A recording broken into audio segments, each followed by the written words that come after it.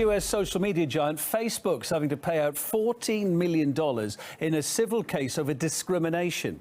It was accused of giving preference than to hiring foreign workers over Americans. Facebook is not above the law and must comply with our nation's federal civil rights laws, which prohibit discriminatory recruitment and hiring practices.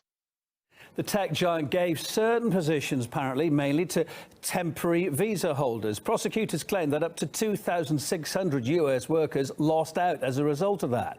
Facebook was fined almost $5 million for it and is paying out over $9 million in compensation to victims. The lawsuit against the tech giant was filed last year by the US Justice Department. Back then, the Trump administration pushed the biggest tech companies to hire more Americans for permanent positions instead of temporary foreign workers.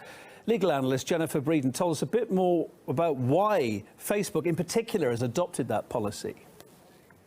Facebook and some of these other companies will want these immigrants. It's a way for Facebook to save money while also preventing maybe lawsuits for unfair or discriminatory work practices, which in and of itself is discriminatory against actual United States citizens that were applying for work and unable to get it. A company like Facebook with a lot of money would be able, their high-priced attorneys would be able to fight a case that had meritless claims. But again, this being brought by the Department of Justice itself, I think is very surprising to people. Many people who see Facebook or some of these social media platforms as an arm of a political party.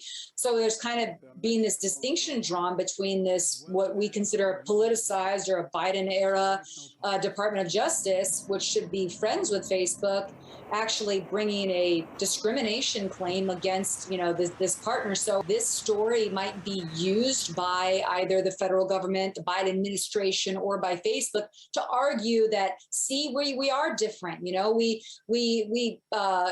can be held accountable. Look, we're not above the law.